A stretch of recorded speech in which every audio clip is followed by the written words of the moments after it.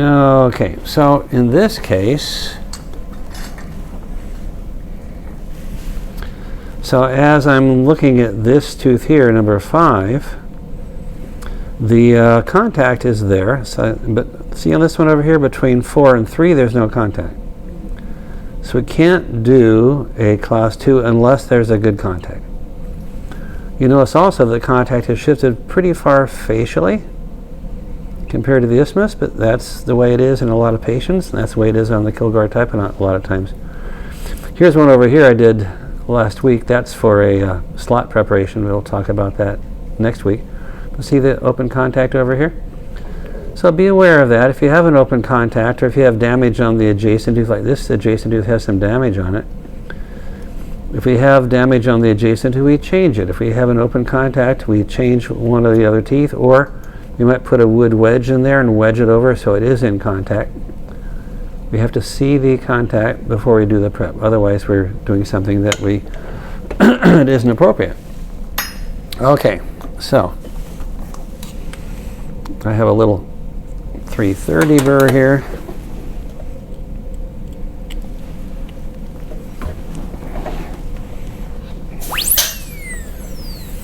So let's do 5 deal. So I can start about right here. I know that the middle of the box is going to be here. Eventually I'll cut right out to the middle of the contact. But I can start about right here. And I'm going to look along the central groove this way. So I know I'm cutting right along the central groove. But as I get close to the marginal ridge, I'm going to look this way. So I know how close I am to the marginal ridge. I know I'm leaning the burr toward the marginal ridge.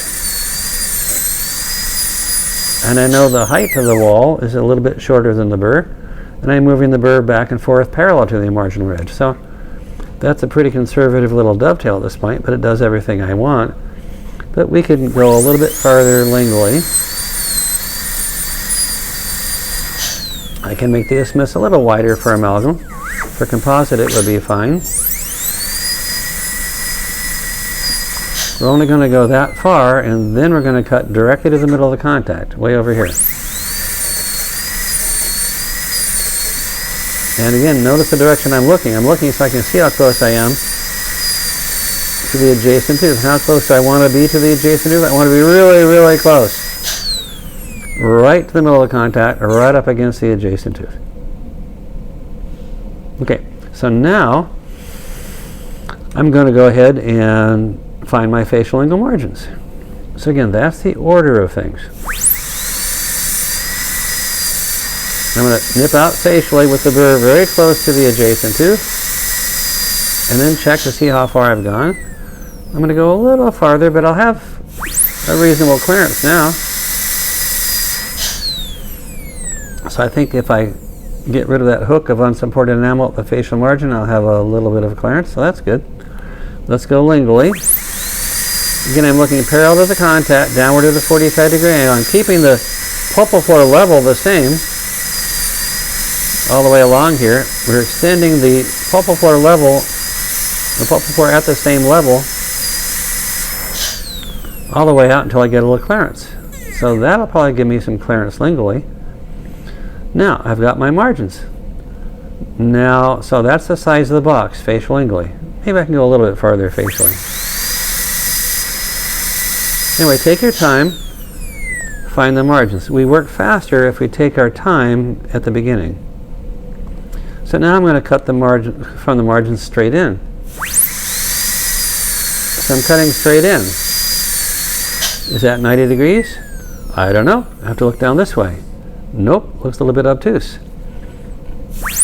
So back to the margin, and we're going to cut in again. Is that 90 degrees? Nope, still a little bit obtuse. So let's change it. This is what I mean by trial and error. We're going to adjust it a little bit more. Notice that the wall is taller than the burr, so I'm going to cut it 2 or 3 different levels to get the full wall flat. Okay, I'm going to change it one more time, and then I'm pretty much 90 degrees where I want. Again, it's flat, it's long, it's 90 degrees, then I make a smooth curve here to join the isthmus. Okay, so now I'm on the facial side, I'm ready to go gingivally. On the lingual side, I'm going to start at the margin and cut straight in.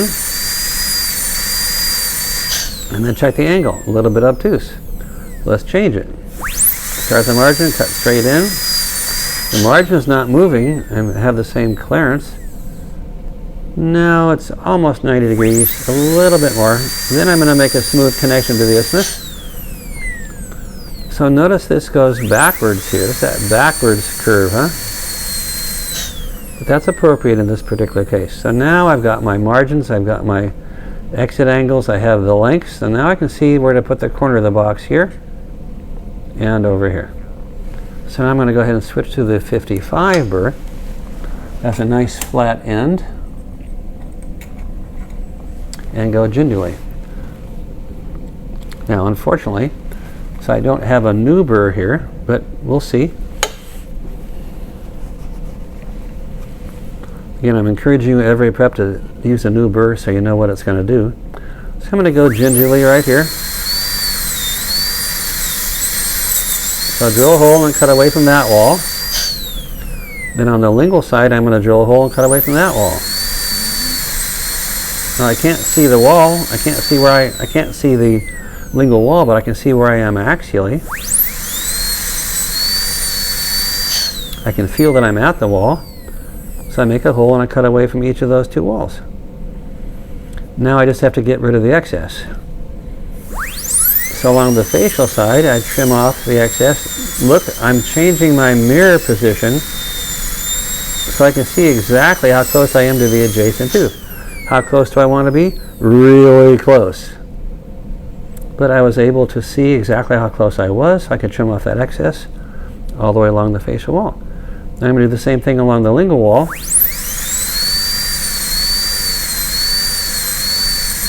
Notice I've changed my viewing direction so I can see the space. Once I open up that space, I can see how close the burr is to the adjacent tooth. And now I've trimmed off the excess there. Now note there's a little hook there still. Little hook on the facial. We use hand instruments to trim those off. Now I have the excess in the middle. That's step 7. Remove that.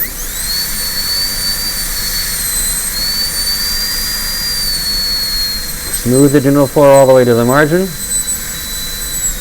The burr wasn't super sharp, so it burned a little bit, but we can live with that. But I'd rather you used newer burrs.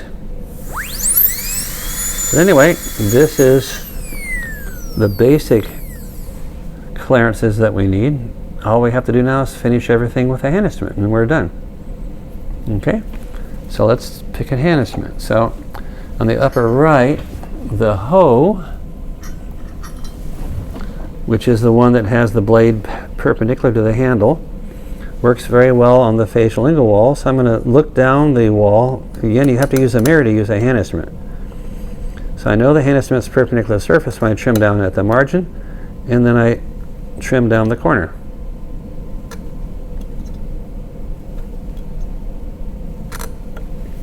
Then I use the other end to look down this margin and come down there 90 degrees to the surface, all the way down to the gingival, and then I use that to trim the corner, sharpen that corner right there. Okay, notice by the way I didn't have to go gingivally again. Come on, that extra piece is stuck there. I didn't have to go gingivally again because my clearance is already pretty reasonable. By the time I angle the gingival floor, I'll be in good shape. Now the enamel hatchet has the blade parallel to the handle. So now this one in this quadrant, this instrument, the sharp edge fits right against the axial wall. I can trim the corner sharper, but I can also lean the instrument away from the wall and use the upper corner of the instrument to cut into the wall and make a retentive groove. So that's how we're making the retentive grooves. I can lean on the same thing on the lingual side. I can lean the instrument away from the wall, use the upper corner to cut into the lingual wall at the axial wall, right into the wall, and make the retentive groove. So if I can see the groove, if I can feel the groove, then we're in good shape. Now the gingival margin trimmer, since they're doing a DO prep, Here's the distal gingival margin term. I'm going to turn the patient a little bit to the right so I can orient the instrument more parallel to the arch. And then I'm going to fit it right down into here. I can use it to bevel the axial-pulpal line angle, or I could use a burr to do that, whatever you choose to do. And then I'm going to angle the gingival floor, scraping toward the facial wall and scraping toward the lingual wall. So all the enamel that's on the gingival floor should be angled so that there's no unsupported enamel left. It's not a bevel. It's not that steep. We might not angle it all the way to the axial wall because, you know, we only have so much enamel down there. But that's the basic thing that we're trying to achieve. So now we have a nice clean gingival margin. We've got good gingival clearance. If we wanted to check the clearances, we could use an explorer like this one. This explorer, when you're a couple millimeters away from the tip, is about 0.5 millimeter wide. So we could try to come up this facial side. So I'm suspecting that the clearance here is about 0.35 or 0.4. Clearance lingually.